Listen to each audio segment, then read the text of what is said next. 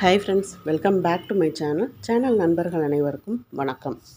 கோடை விடுமுறை விட்டு குழந்தைங்க எல்லாம் நிறைய பக்கத்து வீடு அங்கங்கன்னு விருந்துக்கு வந்திருக்கிறத நானும் பார்த்துருக்குறேங்க. கொஞ்சம் ஏக்கமாக தான் இருக்கும், நம்ம வீட்டுக்கும் யாரும் வரலையே, நம்மளும் போகிறதுக்கு எங்கேயும் இடம் இல்லையே அப்படின்னு சொல்லி. ஓகே, பரவாயில்லைங்க. ஆனால் உங்கள் வீட்டில் விருந்தாள் வந்திருக்குறாங்கன்னா இந்த ரெசிப்பியை ட்ரை பண்ணி கொடுங்க, ரொம்ப நல்லாயிருக்குன்னு சொல்லி சாப்பிடுவாங்க. அதுவும் இந்த வெயில் தாங்க முடியாமல் ரொம்ப தாகமாக இருக்குதுன்னு சொல்கிறவங்களுக்கு இந்த ரெசிபி பெஸ்ட்டுங்க. நல்லா கூலிங்காக சாப்பிட்றதுக்கு சூப்பராக இருக்கும். ஜவ்வரிசி 1 கப் அளவுக்கு வேக வச்சு எடுத்து ஆற வச்சு வச்சுருக்குறாங்க. நான் ஒரு மிக்ஸி ஜாரில் ஒரு 25 பாதாம் பருப்பு ஊற வச்சு தோல் உரிச்சிட்டு சேர்த்துருக்கேன். அதே அளவுக்கு ஒரு 25 முந்திரி பருப்பும் அந்த பாதாம் பருப்போடு சேர்த்து அரைச்சி எடுத்துக்கலாங்க. முதல்ல ஒரு சுற்றி எடுத்துட்டோன்னு இந்த மாதிரி பரப்பரன்னு அரைஞ்சிரும்.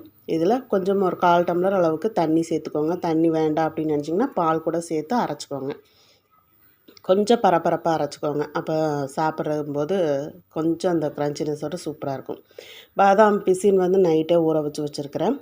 அதோட பூசணி விதையும் ஒரு 25 விதை எடுத்து தனியாக வச்சுருக்கேன். இப்போ வேக வச்ச ஜவ்வரிசியில் மிக்ஸி ஜாரில் அரைச்ச அந்த பருப்புகளை சேர்த்துருங்க. இப்போ இந்த மிக்ஸி ஜாரில் ஒரு 1/2 டம்ளர் அளவுக்கு பால் சேர்த்து அலசி சேர்த்துக்கலாம். ஏன்னா மிக்ஸி ஜாரில் ஒட்டிகிட்டு இருக்குது பார்த்திங்களா. இது முக்கியமாக பார்த்திங்கன்னா என் பொண்ணுக்கு அல்சர்னால் நேற்று தான் ஹாஸ்பிட்டல் போயிட்டு கையில் ட்ரிப்பு ஏற்றிட்டு இன்ஜெக்ஷன்லாம் போட்டு வந்திருக்குறோம். அப்போ அவங்களுக்கு அல்சர் குணப்படுத்துகிற மாதிரியான ரெசிபி தானே நம்ம வீட்டில் ட்ரை பண்ணி கொடுக்கணும். என்ன பண்ணுறது, நம்ம சொல் பேச்சு கேட்கலனாலும் நம்ம செய்கிற கடமையை அவங்களுக்கு நம்ம செஞ்சு தாங்க ஆக வேண்டியிருக்குது. இப்போ மிக்ஸி ஜாரில் பால் சேர்த்து அலசியாச்சு ஒரு 3/4 லிட்டர் பால், அதாவது காய்ச்சின பாலை சேர்த்து லோ ஃப்ளேமில் வச்சு ஒரு 10லேருந்து 15 நிமிஷம் இந்த மாதிரி கைவிடாமல் கிளறணும். அப்போ தான் பாலும் திரஞ்சு போகாது. நம்ம அரைச்ச முந்திரி பருப்பு பாதாம் பருப்போட ஸ்மெல் இல்லாமல் நல்லா அந்த பால் ஜவ்வரிசியோடு வெந்து வருங்க. வயிற்றுக்கு நல்ல ஒரு குளிர்ச்சி கொடுக்கும்.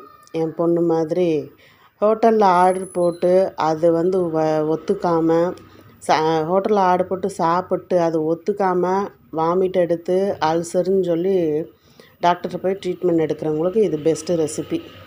உங்கள் வீட்டில் விருந்தாள் வந்திருக்குறாங்க, ஏதாவது தாகமாக இருக்குது, ஏதாவது கொடுங்க, குடிச்சிட்டே இருக்கணும் போல் இருக்குது, எவ்வளோ குடித்தாலும் தாகம் அடங்கலைன்னு உங்களை டார்ச்சர் பண்ணுறாங்க அப்படின்னா, அன்பு டார்ச்சர் தான்.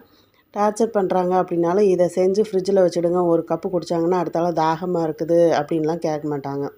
அந்தளவுக்கு சில்னஸோட வயிறு ஃபுல்ஃபில் ஆகிடும், நல்லா வயிறு குளிர்ந்தால இருக்குங்க. இப்போ இதுக்கு ஒரு 1/4 கிலோ அளவுக்கு சர்க்கரை சேர்த்து சர்க்கரை நல்லா கரையிற அளவுக்கு நல்லா கலந்து விட்டுக்கோங்க. இந்த மாதிரி நல்லா கலந்து விட்டுட்டு ஒரு தடவை செக் பண்ணி பார்த்துக்கோங்க, இனிப்பு போதுமா இல்லையா அப்படின்னு. இந்த ரெசிபி உங்களுக்கு பிடிச்சிருந்தது அப்படின்னா லைக் பண்ணி நண்பர்களுக்கு ஷேர் பண்ணுங்கள்.